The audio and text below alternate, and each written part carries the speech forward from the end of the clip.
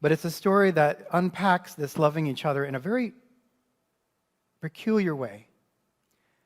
The story starts off like this. There was once a man who journeyed between heaven and hell. In some stories, the man is Shiva. In some stories, the man is an old sage. I even read one version where the man was a bartender. But the man meets this sage, and the sage says, I'm going to show you the difference between heaven and hell. The man says, okay. And so he's taken into this beautiful room. And in the middle of this room, there is always, in all the versions of the stories, a awesome, delectable banquet that has been set out before them. And the banquet table is the smell just is bowling everyone over. There's a room full of people. But as the observer looks at this room full of people, he notices that they all look miserable, even though there's this meal right in front of them. And then he looks for even closer and realizes that all of them have long spoons, very long spoons. As my grandfather would tell it, the spoons were tied at their elbows. And the spoons would extend, and all of them were trying to get at the food. And as they reached for the food, they would get it on their spoon, and then they would try to feed themselves, and they would throw it over their shoulders, or they would throw it upon themselves, but they could never get it in their mouths.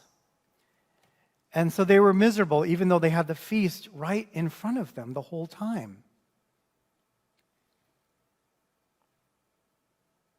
And the sage says, this is hell. This is what hell looks like. And then the sage takes the man to another room. And the room is identical. The same banquet, the same decor, the same meal is set before the people.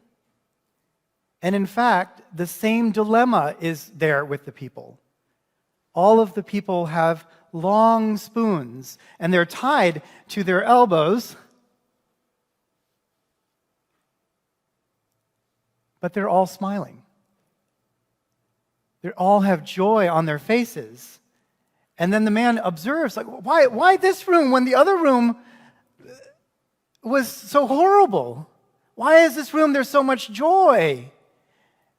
And then he notices, and some of you may know the story, he notices that they are reaching across the room with their long spoons, and they are feeding each other. The only thing that communities of faith have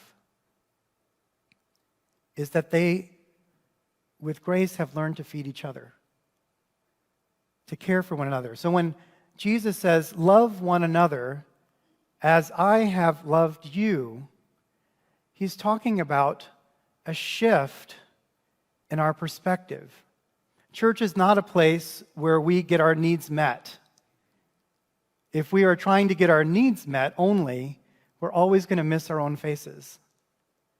But if we focus on the person in front of us rather than ourselves, if we see what their needs are rather than ourselves, I think Jesus says that changes the reality.